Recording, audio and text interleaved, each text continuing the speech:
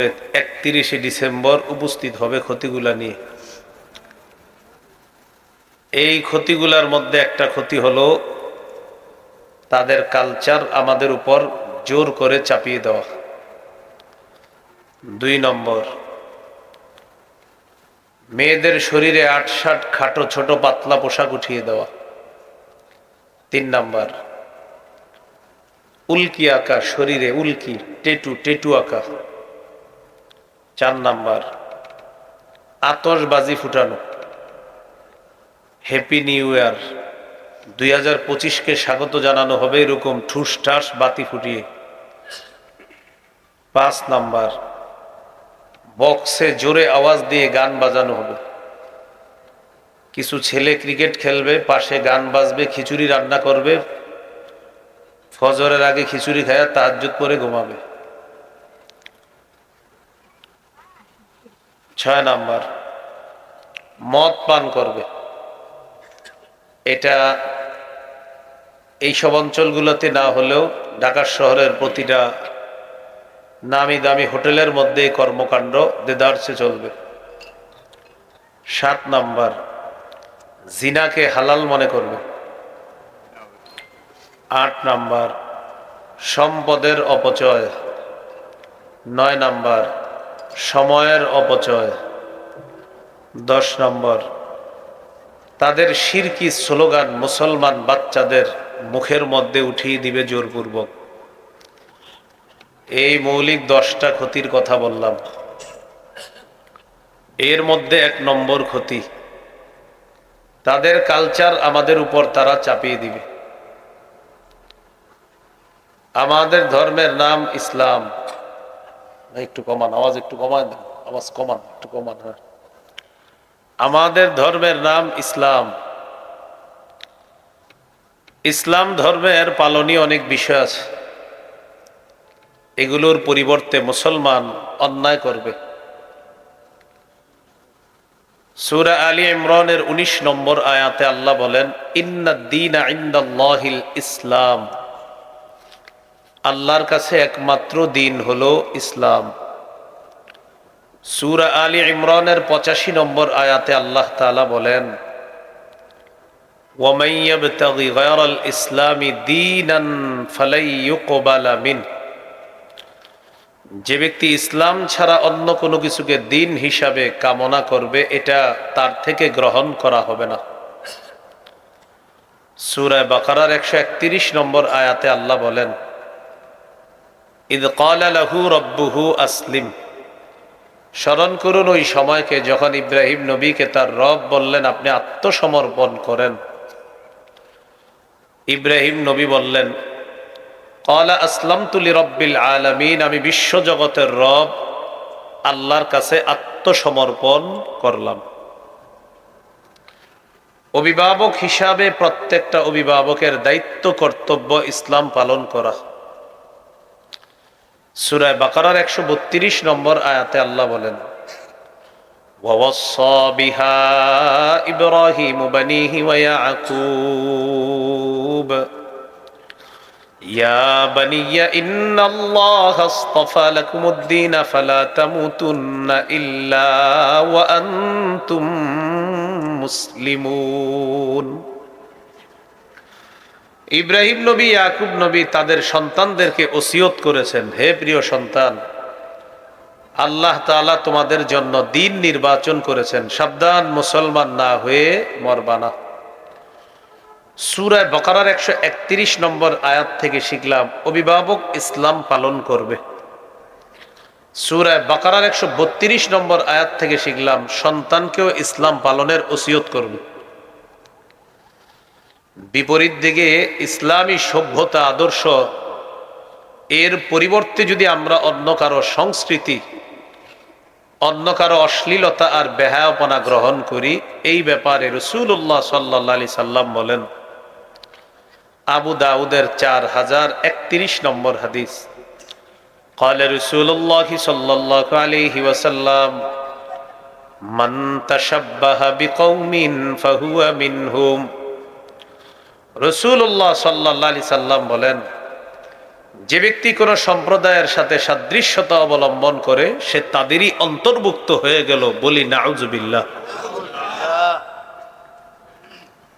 তাহলে এই গেল এক নাম্বার ক্ষতি, তাদের কালচার গ্রহণ করলে সমস্যা হবে, আর এই কালচার তারা আমাদের উপর চাপায়া দিতে চায়। 2 নাম্বার, মুসলিম তরুণী নারীদের শরীরে তারা ৮-৬০ খাটো ছোট পাতলা পোশাক উঠিয়ে দেয়। এটা আমাদের দেশের মুসলমান মেয়েদের, তাদের এমন একটা অবস্থা এখন তারা পৌঁছেছে যে তারাও এই নোংরামি পোশাকগুলা গায়ে দেয়। ইসলামে পোশাকের অনেক গুরুত্ব আছে ভাই। সূরা আরাফের ২৬ নম্বর আয়াতে আল্লাহ বলেন, ইয়া বনি আদম কদ আনজালনা আলাইকুম লিবাসান ইউয়ারি সাওআতিকুম ওয়ারিশা ওয়া লিবাসুত তাকওয়া যালিকা খায়র। হে আদম সন্তান, আমি তোমাদেরকে পোশাক দিলাম, যেই পোশাক তোমাদের সতর ঢেকে রাখবে। তোমাদের সৌন্দর্যতার জন্য তোমাদেরকে পোশাক দিলাম, তাকওয়ার পোশাক, সর্বোত্তম পোশাক। সুবহানাল্লাহ। এখন একটু বুঝেন ইসলামে পোশাকের কতটা গুরুত্ব। আল্লাহ বলেন, তোমাদেরকে পোশাক দিলাম সতর ঢাকার জন্য, আর সাজসজ্জার জন্য তোমাদেরকে পোশাক দিলাম। তিরমিজির হাদিস 1999 নম্বর হাদিস, 1999। قال رسول الله صلى الله عليه وسلم لا يدخل الجنة من كان في قلبه مثقال ذرة من كبر। রাসূলুল্লাহ সাল্লাল্লাহু আলাইহি সাল্লাম বলেন, যার অন্তরে সামান্য অনুপরিমাণ অহংকার আছে সে জান্নাতে যাবে না। নাউজুবিল্লাহ। একজন প্রশ্ন করলেন, ইন্নার রাজুলা ইউহিব্বু আইয়াকুনা সাওবুহু হাসানান ওয়া না'লুহু হাসানা। ইয়া রাসূলুল্লাহ, অনেক মানুষ আছে তারা চায় তার পোশাকটা যেন উত্তম হয়, তার জুতাটা যেন উত্তম হয়।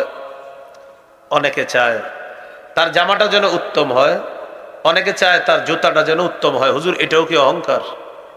তো রাসূলুল্লাহ সাল্লাল্লাহু আলাইহি সাল্লাম জবাব দিলেন, এটা অহংকার না। ইন্নাল্লাহা জামিলুন ইউহিব্বুল জামাল। নিশ্চয় আল্লাহ সুন্দর, সৌন্দর্যতাকে আল্লাহ ভালোবাসেন। আল্লাহ সুন্দর, সৌন্দর্যতাকে আল্লাহ ভালোবাসেন। হাদিস থেকে পোশাকের গুরুত্ব বুঝলাম, পরিপাটি হয়ে থাকার গুরুত্ব বুঝলাম, একটু ভালোভাবে চলার গুরুত্ব বুঝলাম। হাদিসের শেষে রাসূল সাল্লাল্লাহু আলাইহি সাল্লাম বলেন, আল কিবরু বাতারুল হাক্কি ওয়া গামতুন নাস।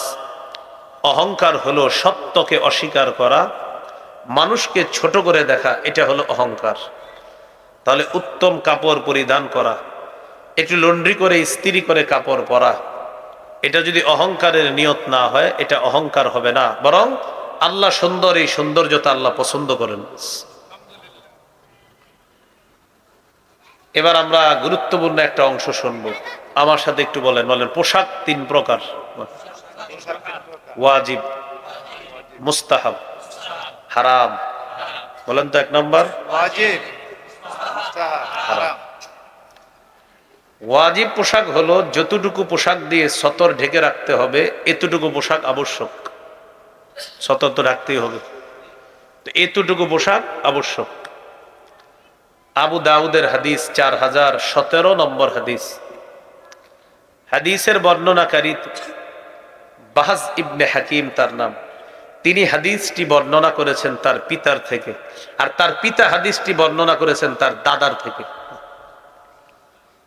عن بهز بن حكيم عن أبيه عن جده قال أتيت رسول الله صلى الله عليه وسلم فقلت يا رسول الله عوراتنا ما نأتي منها وما نذر।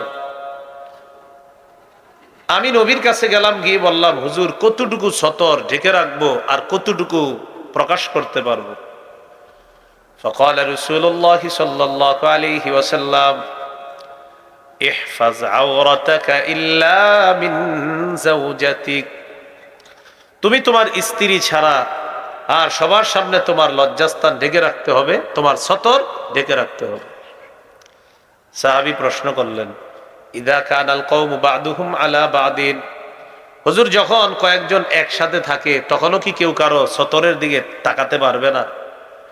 ম্যাচে আপনারা ৩-৪ বন্ধু একসাথে থাকেন, হোস্টেলে ৩-৪ জন মেয়ে মহিলা হোস্টেলে একসাথে থাকে, তো তাদের সতরের কি মাসালা? নবীজি বললেন, ইনিস্তাতা'তা আন লা ইয়ারায়ান্নাহা আহাদুন ফালা ইয়ারায়ান্নাহা, যথাসম্ভব কোন পুরুষ অপর পুরুষের সতরের দিকে দেখবে না, কোন নারী অপর কোন নারীর সতরের দিকে দেখবে না। এবার প্রশ্ন করলেন, ইদা কানার রাজুলু খালিয়ান, ইয়া রাসূলুল্লাহ, কেউ যদি ঘরের মধ্যে একা থাকে, কোনো মানুষ যদি না থাকে, তখনও কি তার সতর ঢাকা লাগবে? ঘরে একা আছেন, দরজা বন্ধ, কেউ নাই ঘরে, তখন নবীজি বললেন, আল্লাহু আহাক্কু আইয়ুস্তাহিয়া মিনহু মিনান নাস, ঘরে তখন কেউ না থাকলেও আল্লাহ আছে, মানুষের চাইতে আল্লাহকে তুমি বেশি লজ্জা পেতে হবে, তাই তখন তোমার গুরুত্ব সহকারে সতর ঢেকে রাখতে হবে। ওই যুবক ভাইরা বুঝতেছেন? হ্যাঁ, প্যান্ট পরে থাকা যাবে না, যে আমি দরজা লাগাইলাম হাফ প্যান্ট পরে থাকবো না। আপনি যখন ঘরে আছেন মাথায় রাখবেন যে ঘরে কেউ নাই, আমার রব আছে। মানুষের চেয়ে আল্লাহকে বেশি লজ্জা পেতে হবে, তখন আপনি সতর আরো গুরুত্ব সহকারে ডাকতে হবে যে না, এখন যদিও কেউ নাই, আল্লাহ তো আছে। তাহলে মনে থাকবে তো ইনশাআল্লাহ। এই হলো ওয়াজিব পোশাক। 2 নাম্বার মুস্তাহাব। মুস্তাহাব মনে করেন আপনারা এখানে মাহফিলে আসছেন, অনেকে মাশাআল্লাহ পাঞ্জাবি পায়জামা, অনেকে সুন্দর চাদর পরে আসছেন, সুইটার পরে আসছেন, এটা মুস্তাহাব। উত্তম পোশাক পরে আসছেন, এটা হলো মুস্তাহাব। আবু দাউদের হাদিস 4063 নম্বর হাদিস। হাদিসের বর্ণনাকারীর নাম আবুল আহওয়াস, তিনি বর্ণনা করেছেন তার পিতা থেকে। তার পিতা বলেন, عن أبي الأحوص عن أبيه قال أتيت النبي صلى الله عليه وسلم في ثوب دون। আবুল আহওয়াসের পিতা বলেন, আমি নবীজির কাছে নিম্নমানের একটা পোশাক পরে গেলাম, একটা নরমাল পোশাক পরে নবীজির কাছে গেলাম। তো নবীজি আমাকে বললেন, আলাকা মালুন, আচ্ছা তোমার কি সম্পদ আছে? সাহাবী বললেন, জি হুজুর, আমার তো সম্পদ আছে। নবীজি বললেন, মিন আইয়িল মাল, কোন ধরনের সম্পদ? সাহাবী জবাব দিলেন, মিনাল ইবিলি ওয়াল গানামি ওয়াল খাইলি ওয়ার রাকিক। قد آتاني الله من الإبل والغنم والخيل والرقيق।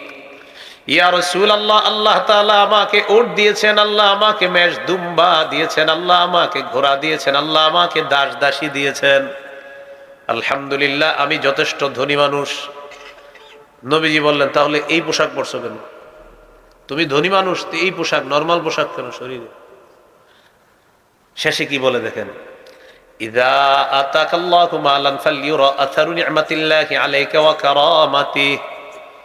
আল্লাহ যখন তোমাকে সম্পদ দিয়েছেন, এই নিয়ামতের নিদর্শন তোমার শরীরেও মাঝে মাঝে দেখা যাওয়া দরকার। সুবহানাল্লাহ। তবে এটা মানুষকে দেখানোর জন্য না, মানে তুমি এটা পড়বা, রবের শুকরিয়া দেখো, আলহামদুলিল্লাহ আল্লাহ আপনি আমাকে দিয়েছেন।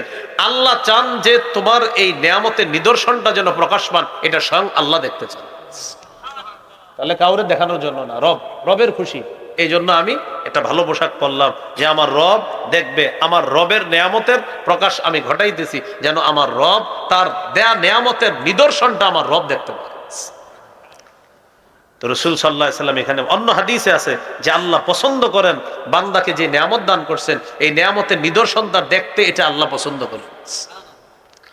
এই হাদিস থেকেও বুঝলাম সম্পদ অনুযায়ী পরিপাটি হয়ে থাকা ইসলামে অনেক গুরুত্ব আছে। আবু দাউদের আরেকটি হাদিস শোনেন, 4062 নম্বর হাদিস। মাত্র যে হাদিসটি শোনাইলাম 4063, এখন যেটা বলবো 4062। এই হাদিসের বর্ণনাকারী জাবের রাদিয়াল্লাহু তাআলা তিনি বলেন, আতানা রাসূলুল্লাহ সাল্লাল্লাহু আলাইহি ওয়াসাল্লাম, রাসূলুল্লাহ সাল্লাল্লাহু আলাইহি সাল্লাম আমাদের কাছে আসলেন। আসার পর ফারাআ রাজুলান শাইসান ক্বাদ তাফাররাকা শা'রুহু, এক ব্যক্তির দিকে তাকিয়ে দেখে তার মাথার চুলগুলো এলোমেলো। فقال رسول الله صلى الله عليه وسلم أما يجد هذا ما يسكن به شعره। আচ্ছা, এই ব্যক্তি কি কোনো চিরুনি পায় না তার চুলগুলা আশ্রানোর জন্য? সে কি কোনো চিরুনি পায় না তার চুলগুলা একটু পরিপাটি করে রাখার জন্য? দেখেন চুল এলোমেলো, তো নবীজি বললেন ওর কি চিরুনি নেই? চুলগুলো একটু পরিপাটি করে রাখবে, চিরুনি নেই? তো এটা বললেন। এরপর আরেকজনের দিকে তাকাইলেন, রাজুলান আলাইহি সিয়াবুন ওয়াসিখা, আরেকজনের দিকে তাকায় দেখে তার শরীরে ময়লা কাপড়। নবীজি বললেন আমা হাদা ইয়াজিদু মাআন ইয়াগসিলু বিহি সাওবা। সে কি কোনো পানি পায় না কাপড়গুলা ধোয়ার জন্য? পানির কি অভাব পড়ছে? সে পানি পায় না কাপড় ধোয়ার জন্য? চিন্তা করেন আমাদের নবীজি সামর্থ্য অনুযায়ী পরিপাটি হয়ে থাকাটা কত গুরুত্ব দিছে। যে তার কি পানি নেই কাপড় ধোয়ার? তার কি চিরুনি নেই চুলগুলো আশ্রানোর জন্য? তাহলে এখান থেকে বোঝা যায় সামর্থ্য অনুযায়ী আপনি একটু ভালো মানের পোশাক, ঢিলে ঢালা পোশাক পরা, এটা নবীজিও গুরুত্ব দিতেছেন। আর সূরা আরফে আল্লাহ তাআলাও এই ব্যাপারে আমাদেরকে দিক নির্দেশনা দিয়েছেন। আরেকটি হাদিস শুনেন, গতকালকে কি বার গেছে? শুক্রবার। হ্যাঁ, শুক্রবারের একটা হাদিস শুনেন, ইবনে মাজার 1056 নম্বর হাদিস। এই হাদিসের বর্ণনাকারী আয়েশা সিদ্দিকা রাদিয়াল্লাহু তাআলা আনহা, তিনি বলেন, আচ্ছা থাক থাক, যে যেভাবে আছে শুনুক শুনুক, শোনেন। যদি পারেন ওই পিছন দিয়ে উপাসে চলে যান, দেখেন ওই জায়গা আছে। যদি মনে হয় যে বসবেন তো জায়গা আছে, আর যদি বলেন না হুজুর বসতে বললে চলে যাবো, তো দরকার নেই, আপনি দাঁড়ায় শোনেন। হ্যাঁ আচ্ছা, হ্যাঁ আচ্ছা শোনেন। তা আয়েশা রাদিয়াল্লাহু তাআলা আনহার বর্ণনা, তিনি বলেন আন্নান নবী সাল্লাল্লাহু আলাইহি ওয়াসাল্লাম খাতাবান নাস ইয়াউমাল জুমুআহ। রাসূলুল্লাহ সাল্লাল্লাহু আলাইহি সাল্লাম জুমার নামাজের দিন সাহাবীদের উদ্দেশ্যে একটা ভাষণ দিলেন, খুতবা দিলেন। তো ভাষণের সময় তাকায় দেখে কিছু সাহাবীদের গায়ের মধ্যে কাজের পোশাক, মানে যেই পোশাক পরে কাজ করে ওই কাজের পোশাক। যেমন অনেকে আপনারা মাশাআল্লাহ শ্রমিকের কাজ করে, অনেকে আপনারা বড় বড় কাজ করেন। তো আমাদের এই গ্রামগঞ্জের মানুষ অনেকে কৃষি কাজ করে। তো এরকম কাজের পোশাক পরে জুমার নামাজে চলে গেছে। তো নবীজি খুতবার সময় দেখে কয়েকজনের গায়ে কাজের পোশাক। ফারাআ আলাইহিম সিয়াবান নিমার, কয়েকজনের গায়ে দেখে কাজের পোশাক। নবীজি বললেন আমা আলা আহাদিকুম ইন ওয়াজাদা সাআতান আইয়াত্তাখিযা সাওবাইনি লিজুমুআতিন সিওয়া সাওবাই মাহনাতিহি। তোমাদের মধ্যে যাদের সামর্থ্য আছে তারা যেন জুমার নামাজের জন্য আলাদা 2 জোড়া কাপড় কিনে রাখে, সংগ্রহ করে রাখে। কাজের পোশাকগুলা খুলে তারা যেন ওই 2 জোড়া কাপড় পরে তারপর জুমার নামাজে আসে। যাদের সামর্থ্য আছে তাদের উচিত আলাদা 2 জোড়া কাপড় সংগ্রহে রাখা, যেটা পরে সে জুমার নামাজে আসবে। এই হাদিস থেকে বোঝা যায় জুমার নামাজ, ঈদের নামাজ, আপনার ধর্মীয় আরো বড় বড় অনুষ্ঠানগুলো আছে, এগুলাতে আমরা একটু পরিপাটি হয়ে অন্য পোশাক পরে যাওয়া, এটা আমাদের জন্য উত্তম। কিন্তু আমরা নামাজে একদম নিম্নমানের পোশাক পরে গেলেও বিয়ের অনুষ্ঠানে কিন্তু আমরা সর্বোচ্চ দামি পোশাকটা পরে যাই, ঠিক না? আল্লাহ আমাদেরকে কথাগুলা বোঝার তৌফিক দান করেন। তাহলে আজকে থেকে আমরা ইনশাল্লাহ আল্লাহর যত কাজ করব আমরা একটু পরিপাটি হয়ে সুন্দরভাবে রবের কাজটা, রবের সামনে দাঁড়াবো, তো একটু পরিপাটি হয়ে দাঁড়ানোর চেষ্টা করবো ইনশাআল্লাহ। পোশাক কয় প্রকার? 1 নাম্বার ওয়াজিব, 2 নাম্বার গেল মুস্তাহাব, 3 নাম্বার হারাম। এটা গুরুত্ব দেন। আমি মূলত এই হারামটা বর্ণনা করার জন্যই হিস্ট্রিটা টানলাম পোশাকের, এই হারাম পোশাক বর্ণনা করার জন্য। আর এটাই 31শে ডিসেম্বর রমরমা অবস্থা হয়ে দাঁড়াবে। হারাম পোশাক মৌলিকভাবে 6 ধরনের, মনে রাখেন। পুরুষের জন্য রেশমের পোশাক হারাম, স্বর্ণ খচিত পোশাক হারাম। 2, পুরুষ নারীর পোশাক পরবে না। 3, নারী পুরুষের পোশাক পরবে না। 4, অহংকার প্রদর্শনের কোনো পোশাক পরব না। 5, বিধর্মীদের পোশাক পরব না। 6, পাতলা 8-60 খাটো ছোট ওই যে পোশাক, এই পোশাক পরা হারাম। শুধু এই পোশাকটার বর্ণনার জন্য আমরা এই আলোচনাটা শুনলাম। এক নাম্বার, পুরুষ রেশমের পোশাক পরা হারাম। সহিহ মুসলিমের বর্ণনা 2069 নম্বর হাদিস। قال رسول الله صلى الله عليه وسلم لا تلبسوا الحرير فإنه من لبسه في الدنيا لم يلبسه في الآخرة। রাসূলুল্লাহ সাল্লাল্লাহু আলাইহি সাল্লাম বলেন, তোমরা রেশমের পোশাক পরবা না। যে ব্যক্তি দুনিয়াতে রেশমের পোশাক পরবে সে আখেরাতে রেশমের পোশাক পরতে পারবে না। এখান থেকে বোঝা যায়, বলেন আমার সাথে, মুসলিম পুরুষের জন্য, বলেন, দুনিয়াতে রেশম হারাম, জান্নাতে হালাল। সুবহানাল্লাহ। মুসলিম পুরুষের জন্য দুনিয়াতে রেশম হারাম, জান্নাতে হালাল। তো আমরা হালালটা হালাল হিসাবে রেখে দেই, দুনিয়াতে এটা আমরা হারাম হিসাবে ধরতে চাই না। সহিহ বুখারীর বর্ণনা 5837 নম্বর হাদিস।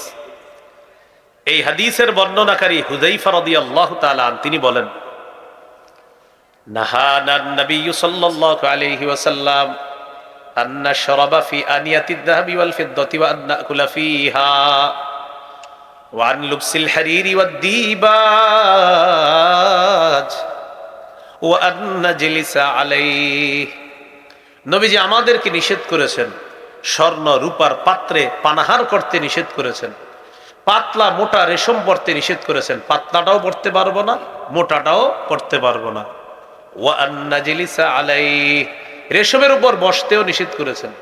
অনেকের বাসায় আপনারা বেড়াইতে যান, এই সোফার মধ্যে, আল্লাহ জানে আমার কই বসাইছে, তো সোফার মধ্যে অনেক সময় আপনার রেশম থাকে সোফায়। সোফার পিছনে এটাতে আসেনি দেখেছি, ছোট্ট একটা বালিশ থাকে। অনেক বালিশে কারুকার্য থাকে রেশমের সুতা দিয়ে। আপনি খুব সতর্ক থাকবেন, যদি আপনি পুরুষ হন, এই রেশমের সুতার যে কারুকার্য থাকবে ওইটা আপনি হেলান দিবেন না। ওটা আপনি আপনার স্ত্রীকে বসতে দিবেন, আপনার মেয়েকে ওই সোফায় বসতে দিবেন। আপনি কোথাও মেয়েকে নিয়ে বেড়াইতে গেলেন, স্ত্রীকে নিয়ে বেড়াইতে গেলেন, নারীদেরকে ওই রেশম খচিত কোনো বালিশ বা কিছু থাকলে ওটাতে নারীদেরকে বসতে দিবেন, আপনি বসবেন না। হ্যাঁ, আপনি যদি আর এটা ছাড়া না পান, এরকম আমার মতো একটা চাদর নিয়ে যাইবেন, পরে এটা বিছায় বসবেন, অথবা একটা তোয়ালে চেয়ে নিবেন বাসা থেকে বা একটা গামছা, ওটা বিছাবেন, তারপর বসবেন। কেন? আমার নবী বলছে এটা পরাও নিষেধ, এটার উপরে বসাও নিষেধ। তাই আমরা পুরুষরা পরবো না, বসবো না। মনে থাকবেন ইনশাআল্লাহ। সহিহ বুখারীর বর্ণনা 5633 নম্বর হাদিস। এই হাদিসের বর্ণনাকারী হুযায়ফা রাদিয়াল্লাহু তাআলা তিনি বলেন, রাসূলুল্লাহ সাল্লাল্লাহু আলাইহি সাল্লাম বলেছেন, পুরুষরা তোমরা স্বর্ণ রূপার পাত্রে পানাহার করবা না আর রেশম পরবা না। শেষে নবীজি একটা বাক্য বলেছেন, এই বাক্যটা আমার এত পছন্দ, জানেন না, মাঝে মাঝে একা একাও বলি। নবীজি বলেন, ফাইন্নাহা লাহুম ওয়া লাকুম ফিল আখিরাহ। একটু বলেন না, বলেন, ফাইন্নাহা লাহুম ওয়া লাকুম ফিল আখিরাহ। এটার অনুবাদ হলো, বিধর্মী পুরুষের জন্য দুনিয়াতে রেশম, তোমরা মুসলিম পুরুষের জন্য আখেরাতে রেশম। ফাইন্নাহা লাহুম, বিধর্মীদের জন্য দুনিয়াতে, ওয়ালাকুম ফিল আখিরাহ, ও আমার পুরুষ উম্মতরা তোমাদের জন্য আখেরাত। কত মায়া করে নবীজি বলেন, হ্যাঁ, ফাইন্নাহা লাহুম, আমার উম্মতিরা তোমাদের না, এটা বিধর্মী পুরুষরা দুনিয়াতে পড়তে পারে। ওয়ালাকুম ফিল আখিরাহ, তুমি তো মুসলিম পুরুষ, তোমার জন্য আখেরাত। আল্লাহ আমাদের সকলকে রেশমের ব্যাপারটা গুরুত্ব সহকারে অনুধাবন করে এটা থেকে সতর্কতা অবলম্বন করার তৌফিক দান করে। আপনারা ঈদের সময় অনেক যুবকরা সিল্কের পাঞ্জাবি কিনেন, সিল্কের, এই সিল্কের পাঞ্জাবিটা সতর্কতার সাথে কিনবেন। দেখবেন এটার মধ্যে কৌশলে যেন বিজাতীয়রা রেশমের সুতা ঢুকায় না দেয়। আপনার যদিও গুনাহ হবে না, না জানা পর্যন্ত, কিন্তু আপনার অজান্তে একটা হারাম অংশ আপনার শরীরে সে ঢুকিয়ে দিয়েছে, যেটা আপনি জানেন না। এই জন্য খুব সতর্কতা অবলম্বন করতে হবে। এই জন্য আমাদের পরামর্শ হলো, এমন পোশাক পরবেন না যেটাতে সন্দেহ আছে। এমন পোশাক পরেন, আপনি টরে কাপড় কিনেন, ভালো ভালো পাঞ্জাবির ইদানিং সুতি কত ভালো ভালো কাপড় আছে আপনার, এই কাপড়গুলো আপনি পরেন। 600-800 টাকা গজেরও ভালো ভালো পাঞ্জাবির কাপড় আছে, এইগুলা পরেন। তো যুবক যারা আছেন, স্কুল কলেজ ইউনিভার্সিটির ছাত্র ভাই যারা, আপনারাও আমি আশা করব পাঞ্জাবির কাপড়টাও ইমাম সাহেবের সাথে পরামর্শ করে কিনবেন, যে হুজুর আমার শরীরে যেন কোনো হারাম কাপড় না উঠে, একটু বলেন কোন ধরনের কাপড় কিনবো। কারণ মুসলমান বলতে আমি সব ক্ষেত্রে সতর্ক থাকতো। আল্লাহ আমাদেরকে কথাগুলা মনে রাখার তৌফিক দান করেন। তাহলে এইগুলো 1 নাম্বার, পুরুষের জন্য রেশমের পোশাক। 2 নাম্বার, পুরুষ নারীর পোশাক পরবে না। 3 নাম্বার, নারী পুরুষের পোশাক পরবে না। লাআনা রাসূলুল্লাহ সাল্লাল্লাহু আলাইহি ওয়াসাল্লাম আর-রাজুলা ইয়ালবাসু লিবসাতাল মারআ ওয়াল মারআতা তালবাসু লিবসাতার রাজুল। রাসূলুল্লাহ সাল্লাল্লাহু আলাইহি সাল্লাম ওই পুরুষকে অভিশাপ দিয়েছেন যেই পুরুষ নারীর পোশাক পরে, আর ওই নারীকে অভিশাপ দিয়েছেন যেই নারী পুরুষের পোশাক পরে। নাউজুবিল্লাহ। গায়ে হলুদ নামে একটা অনুষ্ঠান হয়, শুনছেন কখনো? হয়তো আমিও জানি। এক কালারের পাঞ্জাবি পরে বন্ধুরা, 10 জন 12 জন 20 জন এক কালারের পাঞ্জাবি পরে। তো দেখবেন পিছন থেকে লম্বা একটা ওড়নাও পরে আছে অনেকে, একদম পা পর্যন্ত। পিছন দিয়ে বলবেন আসসালামু আলাইকুম, খাদিজা আপা কি অবস্থা? আপনি তো জানেন আসলে হ্যাঁ খাদিজা আপা না, হ্যাঁ হলো আপনাকে উত্তর পাড়ার আব্দুর রহিম বা কেউ একজন। রাখো ভাই, কি বললি তুই? না আমি ওই ওড়না দেখছি তো আপনার, এই জন্য চিন্তা করলাম, লজ্জা শরম থাকলে আর পড়বে না। আছেন মাঠে, কারণ আপনাদের অনেকেও পড়েন, এই জন্য চুপচাপ আছেন, পড়েন না। নারীর পোশাক আপনি পরবেন না, আর কোন নারী পুরুষের পোশাক পরবে না। ছোটবেলা থেকে মেয়েটাকে প্যান্ট শার্ট পরা শিখেছি, এই মেয়ে এখন বড় হওয়ার পর সে প্যান্ট শার্ট পরবে। বাবা কিছু বলতে গেলে বলে আমার মন মতো আমি চলবো, তোমরা কিছু বলবা আমি ঘর থেকে বের হয়ে যাব, হুমকি দেয় রীতিমতো। তা আপনি বাবা কেন আপনি ওই পোশাকে তাকে অভ্যস্ত করলেন? তাহরিমের 6 নম্বর আয়াতটা অভিভাবক শ্রেণী ভালো করে শুনেন। আল্লাহ তাআলা বলেন, ইয়া আইয়ুহাল্লাযীনা আমানু কু আনফুসাকুম ওয়া আহলিকুম নারা ওয়াকুদুহান নাস ওয়াল হিজারা। হে ঈমানদারগণ, নিজেদেরকে এবং পরিবারকে আগুন থেকে বাঁচাও, যে আগুনের জ্বালানি মানুষ এবং পাথর। যে আগুনের জ্বালানি মানুষ এবং পাথর। কু আনফুসাকুম ওয়া আহলিকুম, protect yourself and your families নারা এগেইনস্ট আ ফায়ার। ফায়ার মানে কি? হ্যাঁ ফায়ার, ফায়ার, আগুন থেকে বাঁচাও। তুমি বাঁচো, পরিবারকে বাঁচাও। এই আয়াতের ব্যাখ্যায় সাহাবায়ে কেরাম বলেছেন, আল্লিমু আওলাদাকুম, ছোটবেলা থেকে সন্তানদেরকে শিষ্টাচার শিক্ষা দাও, ভদ্রতা শিক্ষা দাও। এই আয়াতের ব্যাখ্যায় সাহাবায়ে কেরাম বলেছেন, শৈশব থেকে বাচ্চাকে ভদ্রতা শিক্ষা দাও, শিষ্টাচার শিক্ষা দাও। এখানে যতগুলা যুবক ভাই আছেন বা পুরুষরা আছেন, আর মাইকের আওয়াজে যে আমার মা বোনরা শুনতেছেন, আমি আপনাদের প্রতি আবদার রাখবো, আপনি নিয়ত করে ফেলেন, আমি একটা মুসলমান পুরুষ, আমার স্ত্রী একজন মুসলিম নারী, আমার যদি কন্যা সন্তান হয়, আমার এই কন্যা সন্তানটাকে আমি মুসলমান নারীর পোশাকে তাকে বড় করব। এতে কে কি বলে না বলে আমার দেখার দরকার নাই। আমার কন্যা সন্তানকে আমি শৈশব থেকে ইসলামী পোশাকে বড় করবো ইনশাআল্লাহ। কি বলেন, হিম্মত করা যায় না? তাহলে আমরা শখ করতে গিয়ে বিজাতীয় কোনো পোশাক আমার ছোট্ট বাচ্চাটার গায়েও আমি উঠিয়ে দিব না। আল্লাহ আমাদেরকে কথাগুলা মনে রাখার তৌফিক দান করে। এইগুলো আপনার পুরুষ নারীর পোশাক পরা নিষেধ, নারী পুরুষের পোশাক পরা নিষেধ। আরেক হাদিসে আছে, লাআনা রাসূলুল্লাহ সাল্লাল্লাহু আলাইহি ওয়াসাল্লাম আল মুতাশাব্বিহিনা মিনার রিজালি বিন নিসা ওয়াল মুতাশাব্বিহাতি মিনান নিসাই বির রিজাল। যেই নারীরা পুরুষের রূপ ধারণ করে আর যে পুরুষরা নারীর রূপ ধারণ করে, তাদের উপর আল্লাহ রাসূলের অভিশাপ। আর একটা বর্ণনা এইভাবে, লাআনা রাসূলুল্লাহ সাল্লাল্লাহু আলাইহি ওয়াসাল্লাম আল মুখান্নাসিনা মিনার রিজাল ওয়াল মুতারাজ্জিলাতি মিনান নিসা। অনুবাদটা সবাই মনে রাখি, বলেন আমার সাথে, পুরুষ বেশি, নারীকে, নারী বেশি, পুরুষকে নবীজি অভিশাপ করেছেন। অনেক ছেলেদেরকে ইদানিং কালে দেখবেন কান ছিদ্র করে কানের দুল পরে, কান ছিদ্র করে কি পরে? কানের দুল পরে।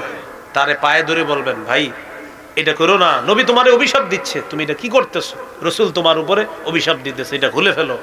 এটা মুসলমান ছেলেরা পড়তে পারে না, এটা তুমি খোলো। আল্লাহ তাআলা আমাদেরকে কথাগুলা মনে রেখে আমাদের জীবনটা ইসলামী আদর্শ সভ্যতা মোতাবেক যেন গঠন করতে পারি, আল্লাহ তৌফিক দান করেন। 4 নাম্বার, অহংকারের পোশাক। قال رسول الله صلى الله عليه وسلم من لبس ثوب شهرة ألبسه الله يوم القيامة ثوب مذلة। নবীজি বলেন, কেউ যদি দুনিয়াতে খ্যাতির পোশাক পরিধান করে, প্রসিদ্ধির পোশাক পরিধান করে, প্রসিদ্ধির পোশাক, কিয়ামতের ময়দানে আল্লাহ তাআলা তাকে লাঞ্ছনার পোশাক পরিধান করাবেন। নাউজুবিল্লাহ। দুনিয়াতে কেউ যদি খ্যাতি প্রসিদ্ধি অর্জনের পোশাক পরে, আল্লাহ তাআলা তাকে কিয়ামতের ময়দানে লাঞ্ছনার পোশাক পরিয়ে দিবেন। আল্লাহ এই পোশাক থেকে আমাদেরকে হেফাজত করেন। 5 নাম্বার, বিধর্মীদের পোশাক নিষেধ। আব্দুল্লাহ ইবনে আমর ইবনুল আস রাদিয়াল্লাহু তাআলা আনহু বলেন, রাআ রাসূলুল্লাহ সাল্লাল্লাহু আলাইহি ওয়াসাল্লাম আলাইয়া সাউবাইনি মুআসফারাইন।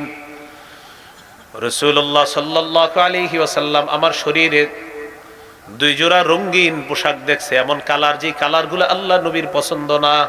আমার শরীরে 2টি পোশাক দেখছে রঙিন, যে পোশাকগুলা কালারগুলা সুন্দর না। নবীজি আমাকে বললেন, এগুলো কি পরছো তুমি? হাদিহি মিন থিয়াবিল কুফফার, এগুলা কাফেরদের পোশাক। ফালা তালবাসহা, আর কখনো পরিধান করবা না, এই পোশাক তুমি খোলো। এই হাদিস থেকে স্পষ্ট কাফেরদের পোশাক পরা যাবে না। ইদানিং কালে কিছু ছেলে দেখবেন প্যান্ট পরে, বড় লোকের ধনী কুটিপতির সন্তান, এখানে ছেঁড়া, এখানে ছেঁড়া, এখানে ছেঁড়া প্যান্ট তার এইভাবে ছেঁড়া আছে। এখন এই যে বাইতুন নূর জামে মসজিদ ও গ্রামবাসীর যারা মাহফিলের আয়োজনটা করছেন, আপনারা যদি এরকম কোনো কুটিপতির ছেলেরে দেখেন এই জায়গায় প্যান্ট ছেঁড়া, এখানে এখানে এখানে, তাকে বলবেন যে তোমার আব্বার টাকা পয়সার কি সমস্যা আছে কোনো? যদি থাকে বলো, আমরা এই যে মাহফিল করছি যেরকম, তোমার জন্য আমরা চান্দা উঠাইয়া একটা প্যান্ট কেনার ব্যবস্থা করে দিই আমরা। না, আপনি এই প্যান্ট পরছেন কেন? আগে আমরা ছেঁড়া প্যান্ট শার্ট দেখলে কি মনে করতাম? এই তো, হ্যাঁ, এটাই শুনতে চাইছি আপনাদের, কি মনে করতাম? ফকির। তাহলে ছেঁড়া প্যান্ট শার্ট দেখলে ভাবতাম ফকির। আপনি কেন পরছেন? অতএব আপনারে আমরা চান্দা উঠাইয়া প্যান্ট কিনে দিই। কারণ তো আপনি হয়তো শুধু সবকিছুর অভাব নাই, আপনার প্যান্ট কেনার অভাব আছে, তো আমাদের এলাকার তো এই দায়িত্ব নিতেই হবে আমাদের। মানে একটা ছেলে আমাদের এলাকার বেচারা প্যান্ট কিনতে পারতেছে না, প্যান্ট কিনে দিতে হবে না আপনাকে। এই ঠিক মানে কি? এই ঠিক মানে হলো লজ্জা থাকলে আর পড়বে না, লজ্জা থাকলে পড়বে না। আমাদের দেশে এমনও যুবক পাবেন, ভারতের স্টার সুপার স্টার যারা, তারা যদি সালা পরে, কালকে ওরা সালাও পরবে। কেন বলবে? এটা ফ্যাশন। আমাদের মাথা মাইন্ড সেট আপ করে ফেলছে এইভাবে। বিশ্বাস করেন, কেউ যদি খালি সালা পরে, কালকে সালা পরবে। এমন যুবক পাবেন যারা সালা পরে, বলবেন, আরে ভাই তুমি সালা পরছো কেন? This is fashion. এটা ফ্যাশন, এটা বুঝবেন না আপনি, এটাই ফ্যাশন। এখন এই যে ছেঁড়া প্যান্ট পরতেছে, কিছু বলবেন? বল না, এটা তো ফ্যাশন, এটা ছেঁড়া না, এটা ফ্যাশন, আপনাকে বলবো। এখন আপনি বলেন, এটা কি মুসলমান বাচ্চাদের পোশাক? এটা মুসলমান সন্তানের পোশাক? এটা বিধর্মীদের পোশাক। তো এই পোশাক, এটা থেকে বাঁচতে হবে। এটা হলো 5 নাম্বার। 6 নাম্বার, পাতলা পোশাক। জমরা ইবনে সালাবা নবীর একজন সাহাবী, তিনি নবীজির কাছে আসছে। আলাইহি হুল্লাতানি মিল হুলালিল ইয়ামান, ইয়ামানির 2 জোড়া কাপড় তার শরীরে ছিল। পোশাক 2টা নবীজির পছন্দ না হওয়াতে তাকে বললেন, ও জমরা, আতারা সাউবাইনি হাযাইন মুদখিলিকাল জান্নাহ, তুমি কি মনে করো তোমার এই 2 পোশাক তোমাকে জান্নাতে নিবে? সাহাবী বুঝতে পারলেন নবীর পোশাক 2টা পছন্দ হয় নাই। সাহাবী রাসূল সাল্লাল্লাহু আলাইহি সাল্লামকে বললেন, হুজুর, আমার জন্য আল্লাহর কাছে একটু ক্ষমা প্রার্থনা করেন আপনি। লা আকুদু হাত্তা আনজিআহুমা আন্নি, এই 2 পোশাক না খুলে আমি বসবো না, হুজুর আপনি একটু ক্ষমা চান। নবীজি বললেন, আল্লাহুম্মা গফিরলি জমরা, আল্লাহ জমরাকে আপনি মাফ করে দেন। এই দোয়া রাসূল করে দিলেন। সাহাবী কি প্রতিজ্ঞা করলেন, হুজুর এই 2 পোশাক না খুলে আমি জমিনে বসবো না। তিনি পোশাক খুলেছেন, অন্য পোশাক পরেছেন, এরপর তিনি বসেছেন। সহিহ মুসলিমের বর্ণনা 2198 নম্বর হাদিস। এই হাদিসের মধ্যে আছে قال رسول الله صلى الله عليه وسلم صنفان من اهل النار لم ارهما নবীজি বলেন দুই শ্রেণীর জাহান্নামী যাদেরকে আমি দেখি নাই। এক নম্বর কওমুন মাআহুম সিয়াতুন কাযাবিল বাকারি ইয়াদরিবুনা বিহান নাস। এক নম্বর এমন একদল মানুষ যাদের কাছে গরুর লেজের মতো চাবুক থাকবে, লাঠি থাকবে, এই লাঠি দিয়ে মানুষের উপর জুলুম নির্যাতন করবে, তারা জাহান্নামী। দুই নম্বর নিসাউন কাসিয়াতুন আরিয়াত মাইলাতুম মুমিলাত। দুই নম্বর এমন নারী, যেই নারীরা পোশাক পরার পরেও উলঙ্গ, যেই নারীরা পোশাক পরার পরেও উলঙ্গ। এটা আবার কেমন পোশাক?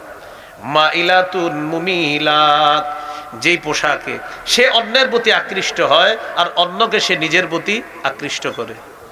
রুউসুহুন্না কাসনিমাতিল বুখতিল মাইলা, এই নারীদের মাথার চুলগুলা ওটের হেলে পড়া কুজের মতো। লা ইয়াদখুলনাল জান্নাতা ওয়ালা ইয়াজিদনা রিহাহা, নবীজি বলেন এই নারীরা জান্নাতে প্রবেশ করবে না, জান্নাতের ঘ্রাণও তারা পাবে না। নাউজুবিল্লাহ। এই হলো জাহান্নামী নারী। তো বলছিলাম ইহুদি খ্রিস্টানদেরকে অভিভাবক বানানোর দ্বিতীয় ক্ষতি হলো পাতলা পোশাক আমাদের মুসলিম তরুণীদের গায়ে তারা উঠিয়ে দিবে। আবার তারা চুলের বিভিন্ন কালার করে। কি করে? চুলের। শয়তান আল্লাহর সাথে চ্যালেঞ্জ করছে, ওয়ালা আমুরান্নাহুম ফালা ইউগাইয়িরুন্না খালকাল্লাহ, আল্লাহ মানুষকে আমি আদেশ করব তারা যেন আল্লাহর সৃষ্টির পরিবর্তন করে। আল্লাহ কালো চুল দিয়েছে, এটারে কালার করে সাদা বানায় ফেলে। বয়স 21, 22, কি স্টাইল করছে চুলের কালার করে। এই জাতীয় মেয়ে যদি আপনারা কেউ বিয়ে করতে যান, আর যদি দেখেন একটা মেয়ে আপনার সামনে আসছে, যারা আপনি দেখতে গেছেন বিয়ের আগে, তো দেখা যায়, তো যারা আপনি বিয়ের আগে দেখতে গেছেন যে মেয়েটাকে বিয়ের জন্য, এই মেয়ে আপনার সামনে যখন আসবে আর যদি দেখেন চুল লাল বা সাদা, বলবেন দাদি আপনার নাতনি কোথায়, নাতনিকে নিয়ে আসেন। তো পাশ থেকে কেউ আপনাকে বলবে না না এটাই পাত্রী, আপনি বলবেন ও আচ্ছা আমার দাদির চুল লাল, তো এই জন্য ভাবলাম এইটাই মনে হয় পাত্রীর দাদি টাদি হবে। লজ্জা শরম থাকলে ভবিষ্যতে আর চুল এইভাবে কালার করবে না। বাকি আপনারা যারা ঠিক বলেছেন, আপনাদের মাঝে যারা কালার করবে, মেয়েরা যেন আপনাদেরকে কখনো দেখলে বলে দাদা আপনার নাতি কোথায়। কারণ আমার দাদার চুল সাদা, আমার দাদার চুল লাল, আপনারও চুল লাল, 21 বছর বয়সে, আপনি অসুস্থ নাকি, কোনো সমস্যা আছে নাকি আপনার? এই জন্য আপনি আল্লাহর সৃষ্টির পরিবর্তন করবেন না। তাহলে গেল 2 নাম্বার। 3 নাম্বার টেটু আঁকা, টেটু, উল্কি আঁকা, উল্কি। সহিহ বুখারীর বর্ণনা 5940 নম্বর হাদিস। এই হাদিসের মধ্যে আছে লাআনা রাসূলুল্লাহি সাল্লাল্লাহু আলাইহি ওয়াসাল্লাম আল ওয়াসিলা ওয়াল মুস্তাওসিলা ওয়াল ওয়াশিমা ওয়াল মুস্তাওশিমা, যেই নারী অন্যের চুল তার মাথায় এনে লাগায়, অথবা যেই নারী আলগা চুল অন্য কোন নারীর মাথায় স্থাপন করে দেয়, লাগিয়ে দেয়, যেই নারী তার শরীরে উল্কি আঁকে, অথবা যেই নারী অন্যের শরীরে উল্কি এঁকে দেয়, উভয়ের উপর আল্লাহ রাসূলের অভিশাপ। যেই নারী ভুরু উঠায় আর যেই নারী অন্য নারীর ভুরু উঠিয়ে দেয়, উভয়ের উপর আল্লাহ রাসূলের অভিশাপ। ভুরু উঠানো এটাকে বলে ভুরু ফ্লাক, এই জাতীয় কিছু একটা বলে ভুরু ফ্লাক। বিউটি পার্লার নামে একটা জগৎ আছে, এখানে এই কাজগুলা করা হয়, ভুরু উঠানো হয়। এটা হারাম। আপনার মেয়ে, আপনার কন্যা, আপনার স্ত্রী এই কাজ করতেছে, তাকে আপনি নিষেধ করেন যে এটা অভিশপ্ত কাজ, এই কাজ করলে আল্লাহ অভিশাপ দেয়, এই কাজ করলে রাসূল অভিশাপ দেয়, তুমি অভিশপ্ত কাজ করতে পারো না। যেভাবে পারেন তাদেরকে বোঝানোর চেষ্টা করেন। এই হলো 3 নাম্বার, উল্কি আঁকা, বিভিন্ন জিনিস এঁকে নতুন বর্ষকে স্বাগত জানানো হবে। নাউজুবিল্লাহ বলেন। 4 নাম্বার আতশবাজি, এটা বিয়েকে কেন্দ্র করে হয়, এটা ঈদের আগের রাতেও হয়, এটা নতুন বর্ষকে স্বাগত জানানোর জন্য হয়। আতশবাজি তো দেশ গ্রামে বেশি হয় না, ঢাকা শহর আপনার 12টার পরে আকাশে আপনি আর কোনো অন্ধকার দেখবেন না, শুধু আলো আর আলো, লম্বা সময় পর্যন্ত মনে হয় যে কিয়ামত লেগে গেছে। মুরব্বী যদি ঘরে থাকে লাভ দিয়ে ওঠে, কি হলো? বাচ্চা ঘরে থাকলে লাভ দিয়ে ওঠে, ঘটনা কি হলো? ভয় পায়। সূরা আহজাবের 58 নম্বর আয়াতে আল্লাহ বলেন, والذين يؤذون المؤمنين والمؤمنات بغير ما اكتسبوا فقد احتملوا بهتانا وإثما مبينا। যারা অন্যায়ভাবে কোনো নারী পুরুষকে কষ্ট দিবে তারা প্রকাশ্য পাপের বোঝা বহন করলো। নাউজুবিল্লাহ। এই পাপের বোঝা নিয়ে তারা কবরে যেতে হবে। এই হলো 4 নাম্বার। আতশবাজি করেন না, বিয়েকে কেন্দ্র করেও না, ঈদের আগের রাতেও না, কোন অনুষ্ঠানকে কেন্দ্র করেও না, নতুন বছরকে স্বাগত জানানোর জন্য না। মুসলমানের জন্য নতুন বলতে কিছু নাই, তার প্রত্যেকটা মুহূর্ত দামি। হাদিসে এসেছে, বুখারীর বর্ণনা, তুমি যখন সন্ধ্যা করো সকালের অপেক্ষা করবা না, যখন সকালে বেঁচে আছো সন্ধ্যার অপেক্ষা করবা না। বুখারীর বর্ণনা। আব্দুল্লাহ ইবনে ওমর রাদিয়াল্লাহু তাআলা আনহু এইভাবে কাঁধের মধ্যে নবীজি হাত রেখে বলে, ও ইবনে ওমর, এমন ভাবে থাকো যেন তুমি একজন মুসাফির। এই আব্দুল্লাহ ইবনে ওমর রাদিয়াল্লাহু তাআলা আনহুমা বলেন, তুমি যখন সন্ধ্যায় উপনীত হও সকালের অপেক্ষা করবা না, আর যখন সকালে উপনীত হও সন্ধ্যার অপেক্ষা করবা না। তাহলে মুমিনের আবার কিসের এত কিছু খোঁজ খবর যে আসবে আর আমরা এরকম নাচানাচি করব আর আনন্দ উল্লাস করব? না, মুমিনের প্রতিটা মুহূর্তই রবের দেওয়া আমানত, নেয়ামত। এই আমানত যথাযথভাবে কাজে লাগাতে হবে। 5 নাম্বার, গান। কি বলেন তো? খালি এতটুকু মনে রাখবেন, আমাদের নবীজি কোরআন তেলাওয়াত করতেন, এই কোরআন তেলাওয়াত কাফেররাও শুনতো। এটাকে বাধা দেওয়ার জন্য কাফেরদের মধ্যে একজন বিদেশ থেকে গায়িকা নায়িকা কিনে আনছে, বাদ্যযন্ত্র কিনে আনছে, গান কিনে আনছে। আনার পর কাফেরদেরকে বলল, তোমরা আর মুহাম্মদের কোরআন শুনবা না, এখন থেকে গান শুনবা, নর্তকীদের নাচানাচি দেখবা, তাদের গল্প শুনবা। মাথায় আনেন যে আমার নবীর তেলাওয়াতের এগেইনস্টে কাফেররা গান নিয়ে আসছিল, তো সেই গান আপনি বাজাইতেছেন। সেই গান নৌকার উপরে বাজায় বাজায় যাইতেছেন আপনারা। এই গান নতুন বর্ষকে কেন্দ্র করে হয়। ঈদের আগের রাতে ইবলিস আসে। আমি তো 29-30 দিন দায়িত্ব পালন করতে পারি নাই, শিকলে বন্দি ছিলাম, তো আমি কিন্তু চলে আসছি, আর টেনশন করো না, 2টা বড় বড় বক্স আনো, রাস্তার 2 মাথায় ছাড়বা, আরবি ফার্সি বাংলা যা পারো ছাড়বা, এমন আওয়াজে ছাড়বা কিছু বুঝা যাওয়া দরকার নাই, খালি দুমদুম আওয়াজ হইতে হবে আর খালি লাফাইবা। ঈদের আগের রাতে এই কাজগুলা করেন। কেন ভাই? একটু না হিসেবে শোনেন, আপনি এতগুলো আমল করলেন এতদিন, ঈদের আগের রাতে সব শেষ করে দিবেন? সূরা লোকমানের 6 নম্বর আয়াতে আল্লাহ বলেন, ওয়ামিনান নাসি মান ইয়াশতারি লাহওয়াল হাদিসি লিউদিল্লা আন সাবিলিল্লাহ বিগাইরি ইলমিন ওয়া ইয়াত্তাখিযাহা হুজুয়া উলাইকা লাহুম আযাবুম মুহিন। যারা মানুষকে আল্লাহর রাস্তা থেকে পথভ্রষ্ট করার জন্য গান ক্রয় করে, নায়িকা গায়িকা ক্রয় করে, নর্তকীদেরকে ক্রয় করে না জেনে, এবং যারা এটাকে উপহাসের পাত্র বানায়, ইসলামকে কোরআনকে উপহাসের পাত্র বানায়, তাদের জন্য অপমানকর শাস্তি, লাঞ্ছনাকর শাস্তি। নাউজুবিল্লাহ। তাহলে আমরা গান বাদ্য ইত্যাদি এগুলা আমরা করব না, বলেন ইনশাআল্লাহ। হাদিসে আসছে, লা তাবিউল কাইনাতি ওয়াল মুগান্নিয়াত, তোমরা গায়িকা নায়িকা বেচবা না, ওয়ালা তাশতারুহুন্না, কিনবা না, কিনে এনে 3 কোটি টাকাও দিবা না, বলে দিস।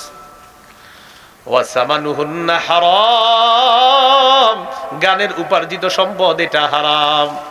গানের উপার্জিত সম্পদ হারাম। বাবা সন্তানের হাত ধরে, মেয়ের হাত ধরে, ছেলের হাত ধরে নাচের স্কুলে নিয়ে যায়, গানের স্কুলে নিয়ে যায়, বাবা হাত ধরে নিয়ে যাচ্ছে। যে বাবা তার সন্তানকে নাচের স্কুল, গানের স্কুলে নিয়ে যাচ্ছে, বলে দিবেন সন্তানটাকে হাত ধরে আগুনের দিকে, জাহান্নামের দিকে নিয়ে যাচ্ছেন। তাহলে বলেন আমার সাথে, বলেন গায়িকা নায়িকা, বলেন গান ক্রয় করা, বিক্রয় করা উভয়টা হারাম, উপার্জন হারাম। অতএব মেমোরির মধ্যে গান লোড করা, এই ব্যবসা হারাম। মেমোরিতে গান লোড হারাম। আবার আপনি যে ডাউনলোড করবেন টাকা দিয়ে, যেমন আপনি ডাউনলোড করলেন একটা গান, টাকা খরচ হয় কিনা? মনে করেন ডাউনলোড করলেন গান, 10 টাকার এমবি গেল, এই 10 টাকা দিয়ে হারাম করে করলেন। আল্লাহ রসুল বলেন এটা তোমরা কিনবাও না, বেচবাও না। তো আপনি যে গানটা নামাইলেন ডাউনলোড করে 10 টাকা দিয়ে, এটা কিনলেন, ডাউনলোড করছে, এমবি খরচ হয়েছে, এই 10 টাকা খরচ করলেন, 20 টাকা খরচ করলেন, আল্লাহর কাছে হিসাব দেওয়ার জন্য তৈরি থাকেন। এখন মনে মনে অনেকে বলবো হুজুর তাহলে আর ডাউনলোড করবো না, শুধু এমনি দেখবো না, এমনি দেখলেও টাকা খরচ হয় কিনা, ব্যাস হারাম। আল্লাহ আমাদেরকে বোঝার তৌফিক দান করেন। তাহলে কি শিখলাম? গান গাইবো না, গান কিনবো না, গান বেচবো না। এই গান, সিনেমা ইত্যাদির সাথে সম্পৃক্ত কোনো কাজে আমরা 4 আনা পয়সা খরচ করবো না, কারণ এটা নবীজি নিষেধ করছেন। এ হলো 5 নাম্বার। 6 নাম্বার, মদ। মদ ব্যবসার রেকর্ড হবে। 31শে ডিসেম্বরের পরের দিন পেপারে দেখবেন, লিখবে যে এবছর অমুক দেশে রেকর্ড হয়েছে, বাংলাদেশে এই পরিমাণ বিক্রি হয়েছে, এরকম আসবে। সূরা মাইদার 90 নম্বর 91 নম্বর আয়াতে আল্লাহ বলেন, ইয়া আইয়ুহাল্লাযীনা আমানু ইন্নামাল খামরু ওয়াল মাইসিরু ওয়াল আনসাবু ওয়াল আজলামু রিজসুম মিন আমালিশ শাইতান ফাজতানিবুহু লাআল্লাকুম তুফলিহুন।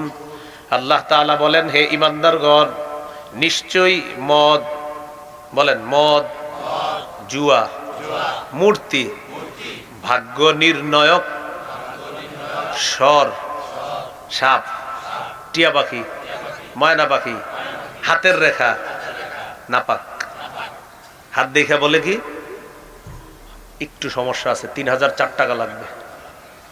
বেশি মেজর সমস্যা না, মেজর হইলে 5002 টাকা লাগতো, এটা হালকা সমস্যা, আপনার কেটে যাবে, 3002 টাকা লাগবে।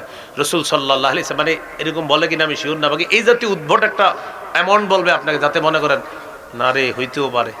বলবে আপনারে কালা মুরগির 3টা ডিম লাগবে, এরকম বলতে পারে। তাই আপনি টেনশন করবেন কি এরকম বলে কেন, তার মানে মনে হয় কিছু একটা আছে। রাসূলুল্লাহ সাল্লাল্লাহু আলাইহি সাল্লাম বলেন, মান আতা আররাফান আও কাহিনান, কোন ব্যক্তি যদি গণকের কাছে আসে আর গণকের কথা বিশ্বাস করে, ফাকাদ কাফারা বিমা উনজিলা আলা মুহাম্মদ, সে নবীজির পুরা দিনটাকে অস্বীকার করছে। তাহলে গণকের কথা বিশ্বাস করা যাবে না। এই জন্য পেপারে আর রাশি ফল পড়বেন না, পেপারে আসে রাশি ফল, এটা পড়বেন না। এইগুলো আপনার মদ হারাম, জুয়া হারাম। এখন জুয়া হারাম বলতে, চা দোকানের সামনে দাঁড়ায় যে জুয়াটা হয়, যে এই ওভারে 10 রান হতে পারে, 12 রান হতে পারে, 13 রান হতে পারে, এই জুয়াটাও নাপাক। যদিও আপনাদের এলাকায় হয় না, পৃথিবীতে হয়, হয় আমিও জানি। হ্যাঁ, তো এখন কথা হলো এই যে জুয়াটা, এটাও হারাম। ভাই এই জুয়া খেলবেন না কেউ। ওই যে চা দোকানের সামনে খেলা দেখে আর বলে হ্যাঁ 10 রান হবে, 11 হইতে পারে, 4 হইতে পারে, 6 হইতে পারে, এই জুয়া খেলবেন না, এটাও হারাম। আল্লাহ আমাদেরকে এই হারাম থেকে গুরুত্ব সহকারে বাঁচার তৌফিক দান করেন। আপনার বন্ধুদের মধ্যে যারা এগুলা করে, ওরে বলে দেন যে সূরা মাইদার 90 নম্বর আয়াতে আল্লাহ তাআলা বলে দিয়েছেন এই জুয়া এটা নাপাক, এটা থেকে বেঁচে থাকতে বলছে, এটা হারাম। পারবো না ইনশাআল্লাহ বলতে? তো মদ, আমরা আলোচনা চলতেছে মদের, মদও হারাম, জুয়াও হারাম, মূর্তি হারাম, ভাগ্য গণনা ইত্যাদি এই বিষয়গুলা, এগুলো হারাম। ইবনে মাজার হাদিস 4020 নম্বর হাদিস, قال رسول الله صلى الله عليه وسلم لا يشربن ناس من امتي الخمر يسمونها بغير اسمها। নবীজি বলেন, আমার উম্মতের একদল মদ পান করবে, মদের নামটা পাল্টায় রাখবে, মদ নাম দিবে না, অন্য নাম দিবে। আপনি যদি বলেন এটা কি, বলবে মদ খাবে কিন্তু মদের নাম পাল্টায় রাখবে। তো আপনি যদি জিজ্ঞাসা করেন এটা কি, বলবে না এটা আসলে তেমন কিছু না, মানে মদ যে বলবে না, একটা নাম বলবে অন্য কিছু। ইয়াবা, বাবা, গাজা, হিরোইন, এগুলোও মাদক, ফেন্সিডিল, আফিম, কানাডা ড্রাই, মাস্তুদ, শ্যাম্পেইন, ডাইল, এগুলাও কিন্তু মাদক দ্রব্যের অন্তর্ভুক্ত, এগুলাও হারাম, এগুলাতেও লিপ্ত হওয়া যাবে না। চা দোকানের পিছনে ব্যান গাড়ির চিপা চুপায় লুকায় লুকায় যেগুলা ইত্যাদি, এগুলাও হারাম। আল্লাহ হেফাজত করেন। তো নবীজি বলেন, আমার উম্মতের একদল মদ পান করবে, নামটা পাল্টায়া দিবে। ইউজাফু আলা রুসিহিম বিল কাইনাতি ওয়াল মুগান্নিয়াত, বিয়ার নাম কি, হ্যাঁ নাম দিবে বিয়ার, আরো অনেক নাম দিবে, কিন্তু মদ মানে মদটা যে একটা খারাপ জিনিস এরাও জানে, নামটা অন্যটা দেয়। যেমন সুদ খারাপ জিনিস, এটা এলাকার সবাই জানে, এই জন্য বলে কি ইন্টারেস্ট, ওটা খুঁজতে সরম, তো এই জন্য গরিবে খাইলে সুদ, ধনিয়ে খাইলে ইন্টারেস্ট। স্যার এত বড় গাড়ি কিভাবে কিনলেন? আসলে এইখানে তোমার মূল প্রফিটটা যেটা 1 crore প্রফিট এসেছে, এর মধ্যে তোমার 50 লাখ এটা হলো মূল প্রফিট, আর 50 লাখ এটা হলো তোমার উইথ ইন্টারেস্ট 50 লাখ। তো এলাকার গরিব মানুষ মনে করে না জানি স্যারের কত বড় ব্যবসা, স্যারে আপনার বুঝাইলো লাভ পাইছি 50 লাখ, সুদে পাইছি 50 লাখ। আল্লাহ আমাদেরকে হেফাজত করেন। তো এখন আসেন, নবীজি বলতেছেন ইউজাফু আলা রুউসিহিম বিল খাইনাতি ওয়াল মুগান্নিয়াত, একদিকে আমার উম্মতের একদল মদ পান করবে, আর সামনে নর্তকী নায়িকারা নাচানাচি করবে, তাদের নাচের তালে তালে তারা মদ পান করবে। এই হলো 6 নাম্বার। ঠিক এই কালচারটা আমাদের মুসলিম তরুণ তরুণীরা এটা গ্রহণ করবে, পরের দিন বলবে কি জানেন, আমার শরীর, আমার যৌবন, আমার ইচ্ছা স্বাধীনতায় আপনি বলার কে, এই জাতীয় স্লোগান। 7 নাম্বার, জিনাকে হালাল মনে করবে। কাকে? জিনাকে হালাল মনে করার একটা স্লোগান অলরেডি শুরু হয়েছে। একটা মেয়ে দাবি করছে নতুন করে যে আমাদের দেশে ডিভোর্স এখন নরমালাইজেস হয়ে গিয়েছে, অতএব কয়দিন পরে লিভ টুগেদারটাও নরমালাইজ হয়ে যাবে। নাউজুবিল্লাহ বলে। লিভ টুগেদার মানে হলো একটা বালেগ ছেলে আর একটা বালেগা মেয়ে এক ছাদের নিচে একসাথে স্বামী স্ত্রীর মতো থাকবে, কিন্তু তারা স্বামী স্ত্রী না। সহিহ বুখারীর বর্ণনা 5590 নম্বর হাদিস। রাসূলুল্লাহ সাল্লাল্লাহু আলাইহি সাল্লাম বলেন, লা ইয়াকুনান্না মিন উম্মতি আকওয়াম, আমার উম্মতের এক দল হবে এমন, ইস্তাহিল্লুনাল হিররা, যারা জিনাকে হালাল মনে করবে, ওয়াল হারিরা, রেশমকে হালাল মনে করবে, ওয়াল খামরা, মদকে হালাল মনে করবে, ওয়াল মাআজিফা, বাদ্যযন্ত্রকে হালাল মনে করবে, জিনার মতো কাজ করবে, আর নাম দিবে লিভ টুগেদার। কিছু বলতে যাবেন যে এটা তো অন্যায়, সে বলবে ইটস আওয়ার ফ্রিডম, এটা আমাদের স্বাধীনতা। কি বলবে? We are in modern civilization, আমরা আধুনিক সভ্যতায় আছি। We are enjoying our life, আমরা আমাদের জীবন উপভোগ করছি, অতএব আমাদের এই জীবনে আপনি ইনসিস্ট করবেন না। আপনি কে? এটার নাম দিল কি? আধুনিক সভ্যতা। এটা কি সভ্যতা না অসভ্যতা? নোংরামি, বেহায়াপনা, অশ্লীলতা, যার সন্তান তৈরির নীল নকশা। তো নবীজি বললেন আমার উম্মতের একদল জিনাকে হালাল মনে করবে, মদকে হালাল মনে করবে, বাদ্যযন্ত্রকে হালাল মনে করবে। সংসদে দাঁড়ায় বলবে বুখারী, মুসলিম, তিরমিজি, আবু দাউদ, নাসাই, ইবনে মাজাহ, মেশকাত, সিয়াসিত্তার সব পড়ছি, কোথাও পাই না গান হারাম। তো আমি কোন হাদিসে পাইলাম গান হারাম? এই যে আমি এখন বুখারীর 5590 নম্বর হাদিসে নবী বলছেন আমার উম্মতের একদল গানকে হালাল মনে করবে, শুধু মনে করবে না, বেটকায়া সংসদে গিয়ে বলবে। হ্যাঁ করে করে সংসদে গিয়ে বলে, মানে নির্লজ্জতা কোথায় সীমাচার। লজ্জার যদি কথা বলার কোনো শক্তি থাকতো, লজ্জা বলতো যে প্রিয় তুমি একটু থামো, আমি লজ্জা পাইতেছি। লজ্জাল ওরে বলতো যে একটু থামো, আমি লজ্জা পাই। যেমন আমাদের দেশের পালিয়ে যাওয়া একজন ভারতে আছে, লজ্জা শব্দের যদি জবান থাকতো, ওরে বলতো যে আমি লজ্জা পাইতেছি, তুমি আল্লাহর হস্তে থামো। লজ্জা শব্দটার যদি আল্লাহ জবান দিত তো বলতো আল্লাহর হস্তে তুই থাম।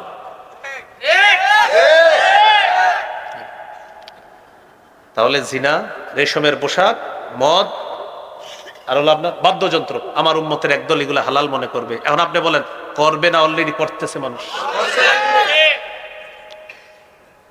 8 নাম্বার, সম্পদের অপচয়, প্রচুর পরিমাণ সম্পদ নষ্ট করবে।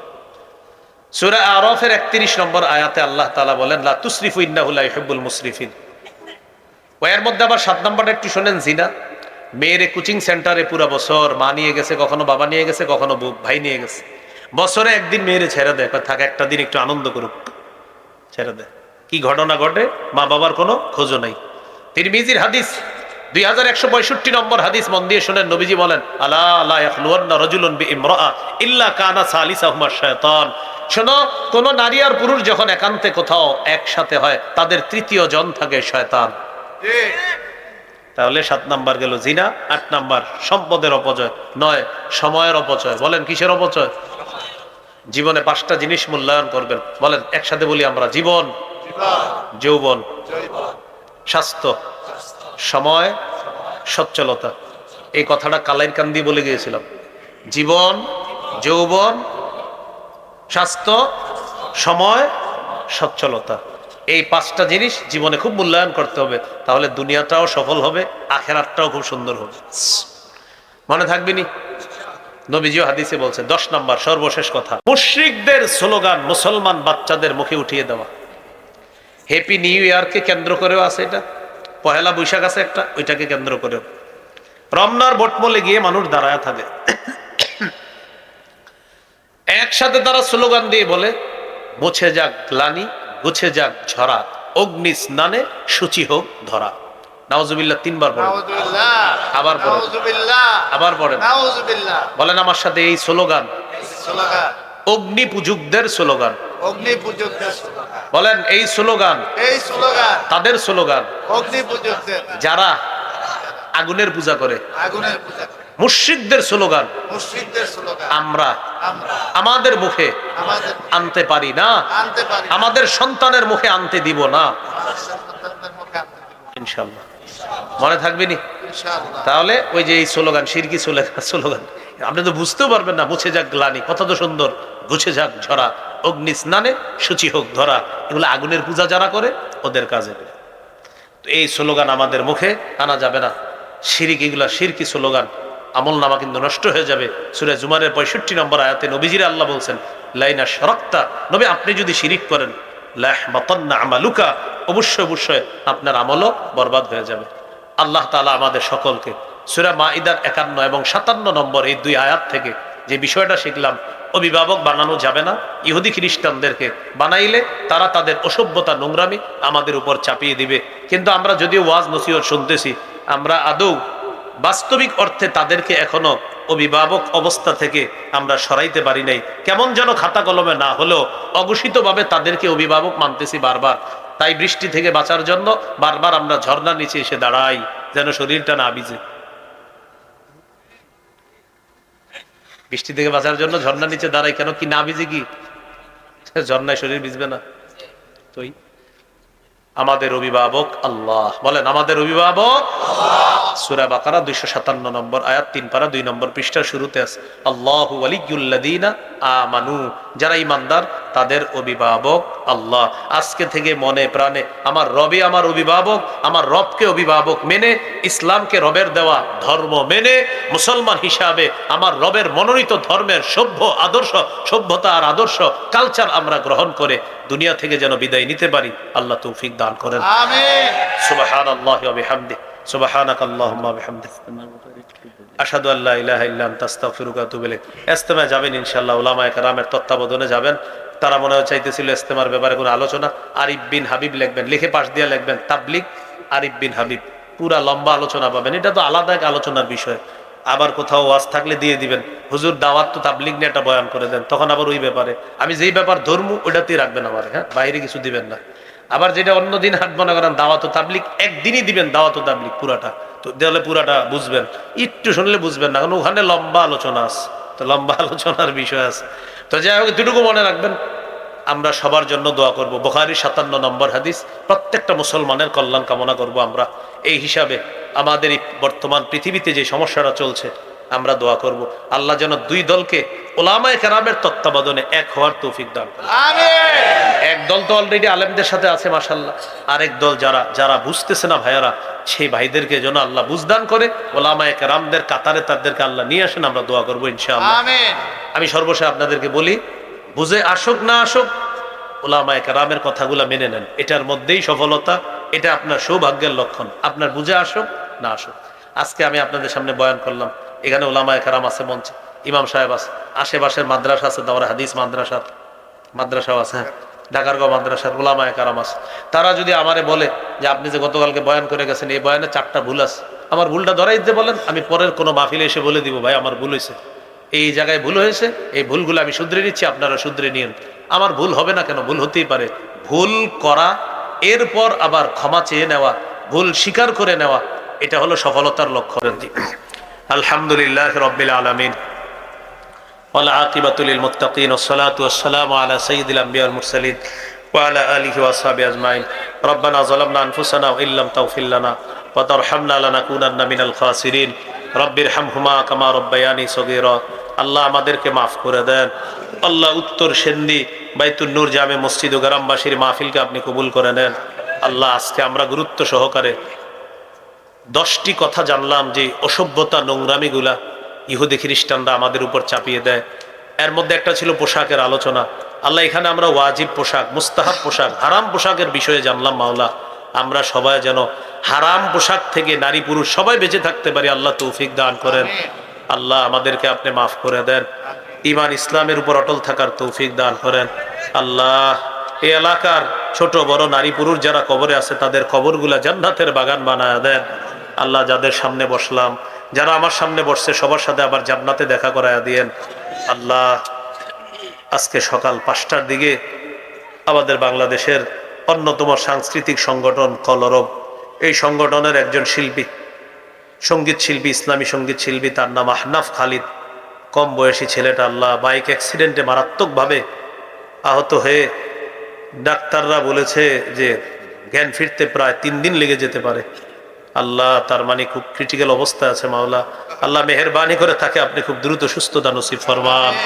আল্লাহ, তাকে শেফায়ে কামেলা আজেলা নসিব ফরমান। আল্লাহ, আল্লাহ, যারা বাইকার আছে, আমার অনেক যুবক ভাইয়েরাও বাইক চালায়, তারা যেন সতর্কতার সাথে এই গাড়িটা চালায়। আল্লাহ, তাদেরকে তৌফিক দান করেন। আল্লাহ, মেহেরবানি করে রোড গার্ডের অ্যাক্সিডেন্ট থেকে আমাদের সকলকে আপনি হেফাজত করেন। আল্লাহ, আমাদেরকে আপনি মাফ করে দেন। ঈমান ইসলামের উপর অটল থাকার তৌফিক দান করেন। শিরিক বেদাত কুফুর থেকে বাঁচার তৌফিক দান করেন। আল্লাহ, যে পোশাকগুলার কথা আলোচনা করা হয়েছে, আমরা যেন ইসলামী পোশাক, ইসলামী আদর্শ আমাদের মধ্যে ধারণ করতে পারি, তৌফিক দান করেন। আল্লাহ, আল্লাহ, আমাদেরকে মাফ করে দেন।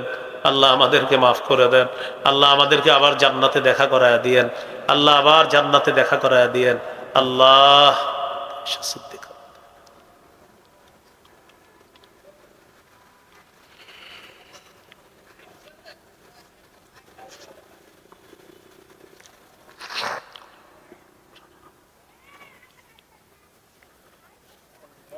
আল্লাহ, আমি সফরে আছি, সফরকে নিরাপদ করে দেন। উলামায়ে কেরাম যারা সফরে আছে, সকলের সফর নিরাপদ নির্বিঘ্ন করে দেন। রব্বানা তাকাব্বাল মিন্না ইন্নাকা আনতাস সামিউল আলিম ওয়া তুব আলাইনা ইন্নাকা আনতাত তাওয়াবুর রহিম।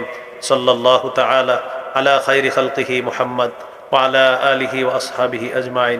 সুবহানা রাব্বিকা রাব্বিল ইজ্জাতি আম্মা ইয়াসিফুন, সালামুন আলাল মুরসালিন, আলহামদুলিল্লাহি রাব্বিল আলামিন। আসসালামু আলাইকুম ওয়া রাহমাতুল্লাহ।